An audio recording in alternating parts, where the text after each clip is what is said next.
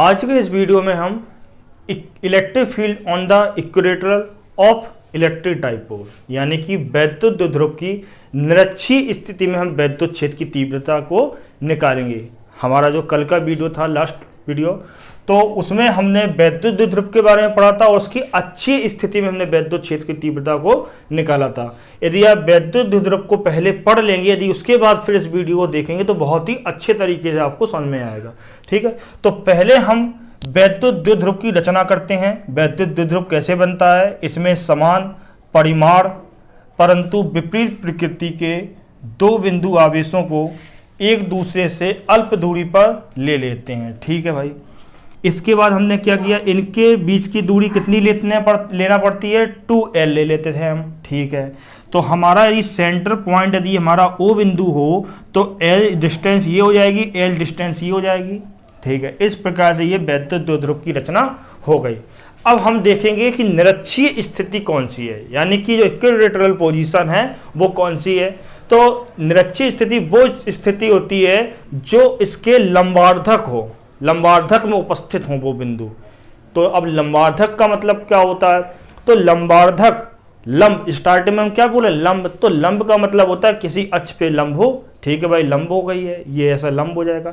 अच्छा, लंबार्धक, अर्धक, तो अर्धक का मतलब क्या है? जो इनको समान दो भागों में विभाजित कर दे, ऐसा लंब लेना है जो दो समान भागों में इसको विभाजित कर दे।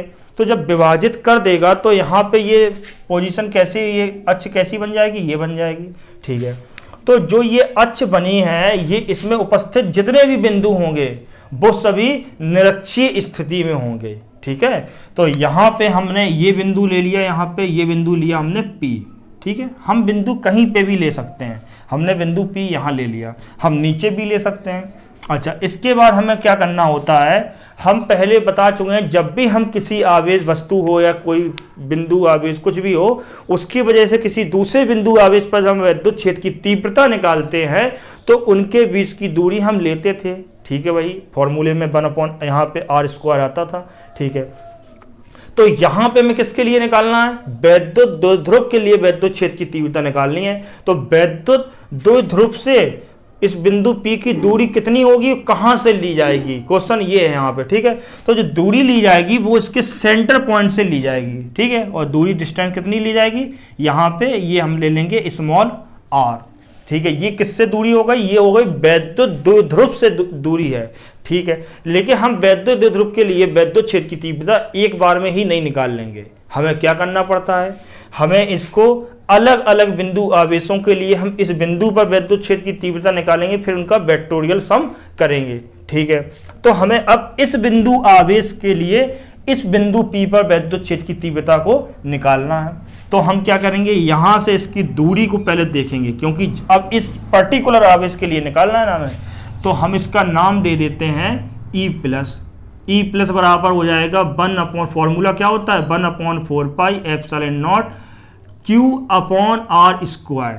ठीक है, Q/r², ये फॉर्मूला होता है। लेकिन भाई यहाँ पे ये जो दूरी है इस आवेश से बिंदु P की, ये r नहीं है। r तो वैद्युत द्विध्रुव से है। बात समझ में आ रही? अब हमें इस आवेश, पर्टिकुलर आवेश से देखना है दूरी को। ठीक है, तो हमें क्या पता है, ये 90 डिग्री है, इसका एंगल यदि थीटा हो तो अब यहाँ पे हम पाइथागोरस प्रमेय लगा देंगे। तो यहाँ से जो डिस्टेंस आएगी वो आएगी √ में r² प्लस L²। भाई ये डिस्टेंस आ गई। ठीक है, तो इस दूरी को हम यहाँ रखेंगे तो हो जाएगा r² प्लस L², और यहाँ पे हम √ लगा देंगे। और इसके बाद हम फॉर्मूले में जानते हैं क्या होता है, स्क्वायर होता है। क्या होता है? Q/ दूरी का स्क्वायर होता है ना r। तो हमारे पास यहाँ √ है तो हमने यहाँ स्क्वायर लगा दिया। ठीक है भाई, अब देखो ये √ जो है वो स्क्वायर से कैंसिल आउट हो जाएगा। तो हमने ये स्क्वायर से सीधे सीधे यहीं पर ही इसी स्टेप में हम कैंसिल आउट कर दे रहे हैं। ठीक है भाई, ये हमने कर दिया। अब देखो क्या बचा करना है। अब हमने ये प्लस आवेश के लिए निकाला है, अब हमें माइनस आवेश के लिए निकालना है। तो माइनस आवेश के लिए हम क्या बोल देंगे? इलेक्ट्रिक फील्ड E- बोलेंगे।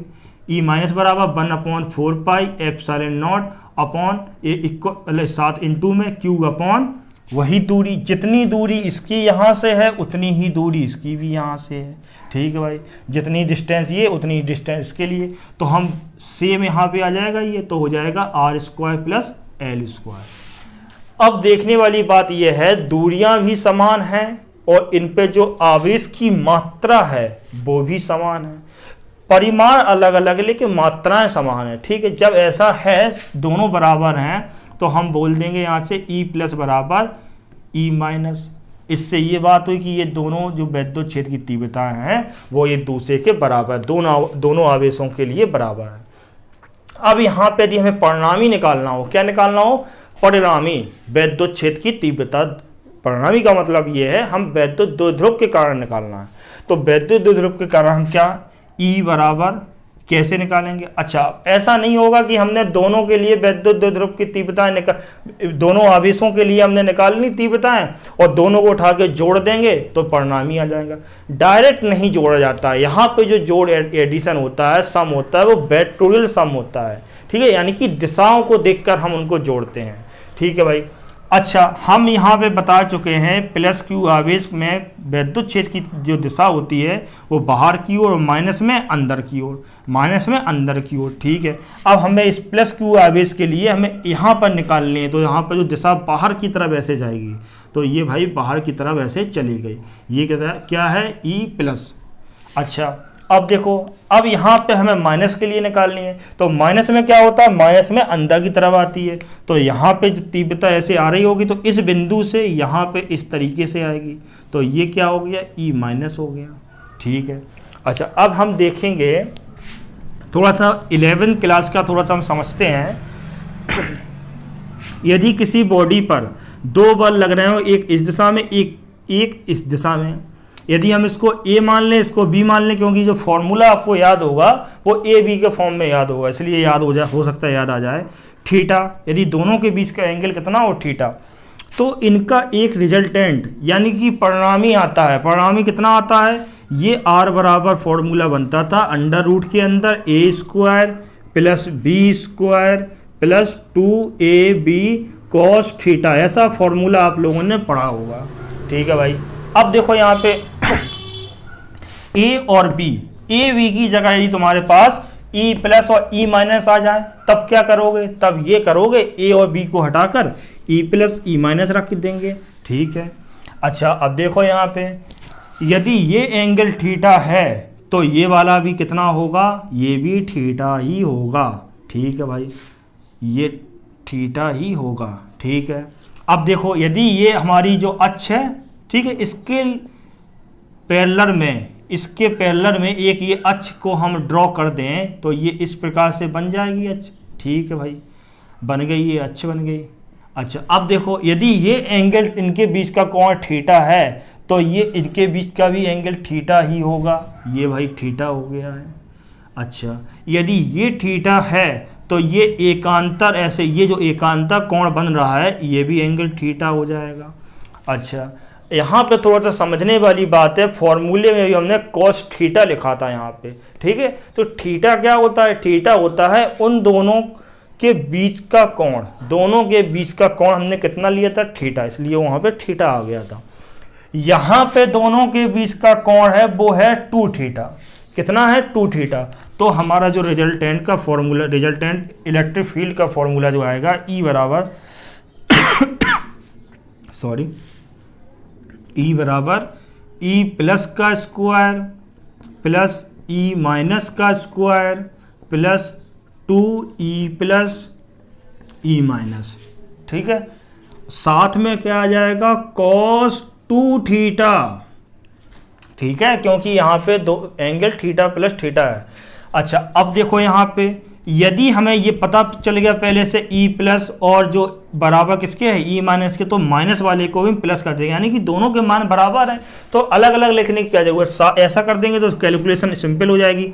अच्छा, यहाँ पे E प्लस दोनों जुड़ जाएंगे तो आ जाएगा 2E प्लस का स्क्वायर, और यहाँ पे भी बन जाएगा 2E प्लस का स्क्वायर। बात समझ में आ रही कि नहीं आ रही? आ रही होगी। ठीक है भाई, यहाँ पे अब देखो, यहाँ पे क्या हो जाएगा?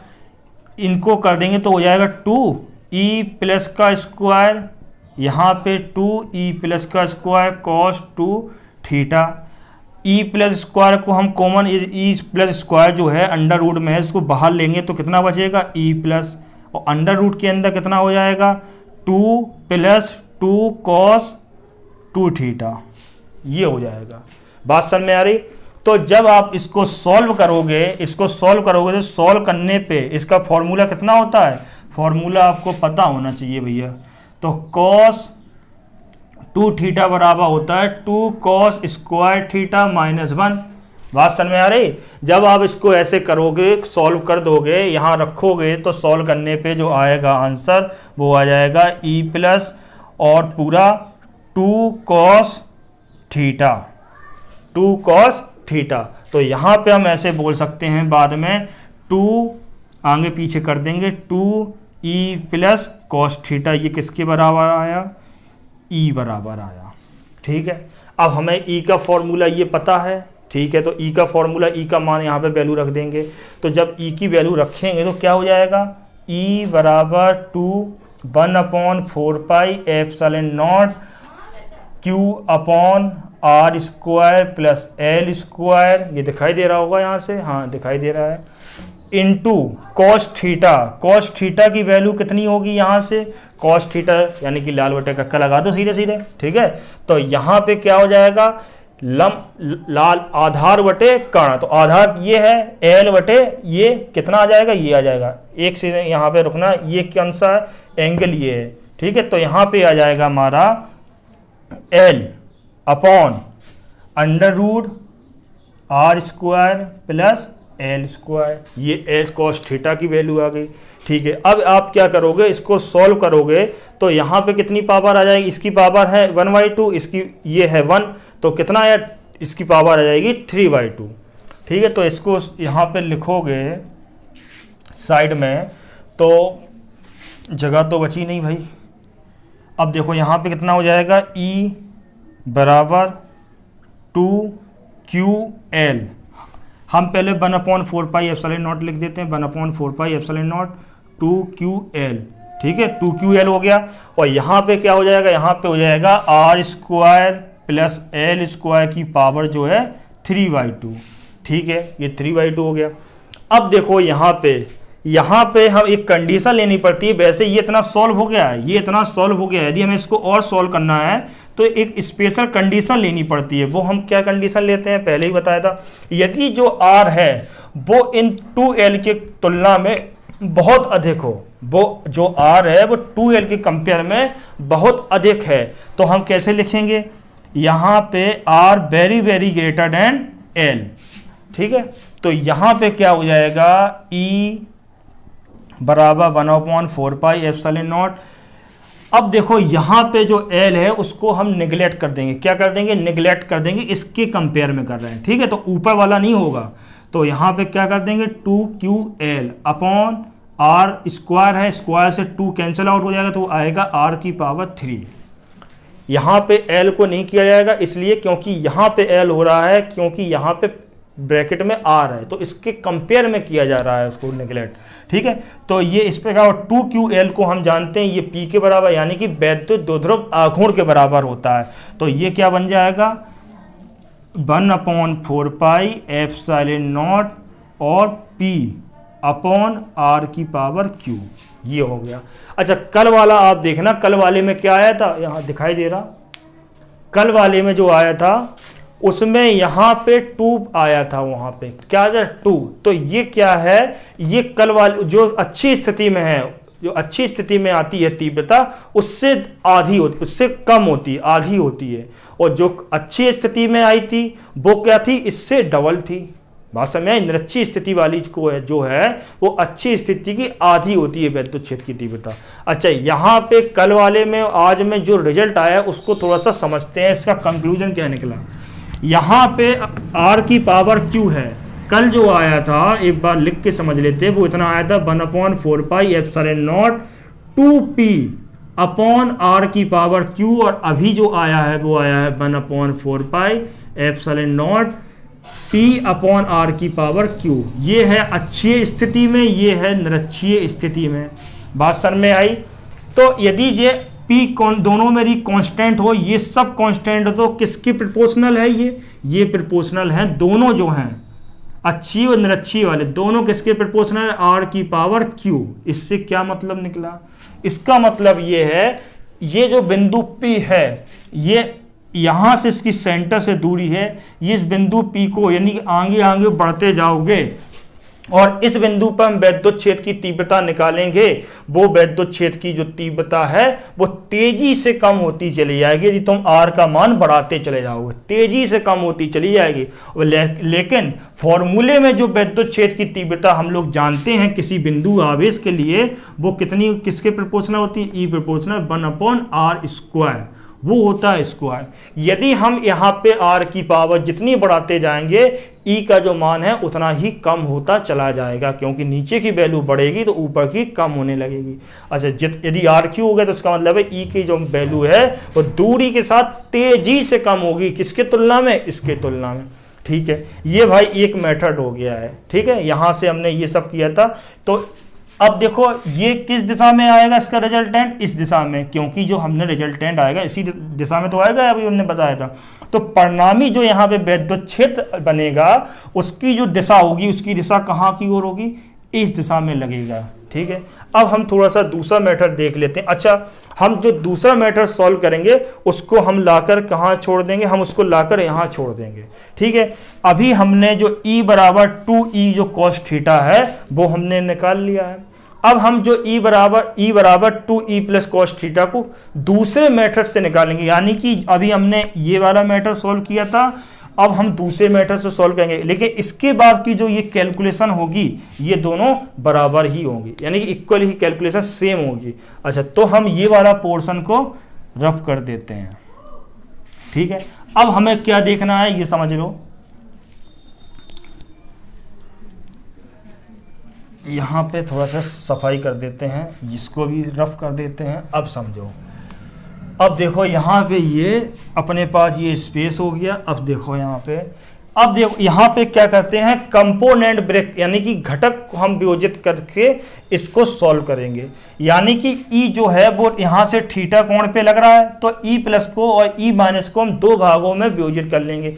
यदि जब E प्लस में जब वियोजित किया जाता है तो यहाँ पे क्या आ जाएगा? यहाँ पे आ जाएगा E प्लस कॉस, ये है cos, E plus cos theta. ठीक है, और यहां ये क्या आ जाएगा? E plus sine theta. अच्छा, अब इस E माइनस वाले को करेंगे, E माइनस वाले को जब यहां थीटा में कम ब्रेक करेंगे तो क्या हो जाएगा? E माइनस कॉस थीटा, और यहां पे क्या हो जाएगा? E माइनस साइन थीटा, ये साइन थीटा है।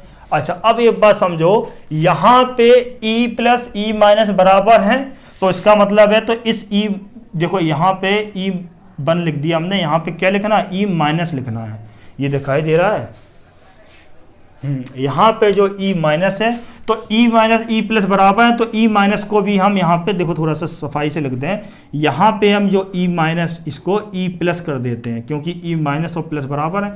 तो ये वाला और ये वाला दोनों बराबर है, क्योंकि थीटा बराबर। जब दोनों बल किसी वस्तु में विपरीत दिशा से दो बल बराबर लग रहे हो तो वस्तु कहीं नहीं चलेगी, कहीं हिलेगी नहीं, अपनी जगह पे रेस्ट में। इसका मतलब वो जो बल लग रहे हैं दो, वो एक दूसरे को प्रभाव को निगलेक्ट कर रहे हैं। ठीक है, निरस्त कर रहे हैं दूसरे के प्रभाव का।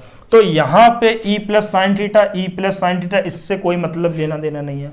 अब ये जो दो बल इस दिशा में लग रहे हैं, ठीक है, E माइनस कॉस थीटा, इसको भी प्लस कर दो, जब दोनों बराबर हैं तो हमने ऐसे कर दिए। अच्छा, अब किसी वस्तु पे दो बल एक ही दिशा में लगें तो दोनों बल हमारे जुड़ जाएंगे, तो क्या हो जाएगा? E बराबर E plus cos theta plus E plus cos theta. अब आपको जिस मेथड से आसान लगे उस मेथड से सॉल्व कर लो। ठीक है, तो कितना आ जाएगा? वही आ जाएगा अभी हमने जो निकाला था 2E प्लस कॉस थीटा। अभी हमने किस वाले वो अंडर रूट करके निकाला था पहले वाला, अब हमने ये सीधे सीधे कंपोनेंट ब्रेक करके निकाल दिया। ठीक है, अब हम एक छोटी सी चीज़ बता रहे हैं कि कॉस थीटा साइन थीटा घटक जिसे नहीं आता हो वियोजित करना, तो आप सीधा सीधा एक याद रखें, एक ट्रिक याद रखें कि जब भी हमें किसकी को भी वियोजित करना हो, बल हो, दूरी डिस्टेंस, कभी बार लेंथ को भी हम घटक में वियोजित करते हैं। तो कभी भी किसी को भी करना हो तो सीधे याद रखो, जब हम थीटा की तरफ आते हैं, जब हम थीटा की तरफ एंगल की तरफ आते हैं तो उसमें कॉस जुड़ जाता है। उसमें क्या जुड़ जाता है? कॉस जुड़ जाता है। यही सीधे सीधे याद रखने के लिए है। वैसे हम सॉल्व करके भी निकाल सकते हैं दोनों को। ठीक है, तो आज के लिए इतना ही। कल हम निकालेंगे किन्हीं भी व्यापक बिंदुओं पर वैद्युत क्षेत्र की तीव्रता किसके कारण? वैद्युत द्विध्रुव के कारण। आज के लिए इतना ही। Thank you so much.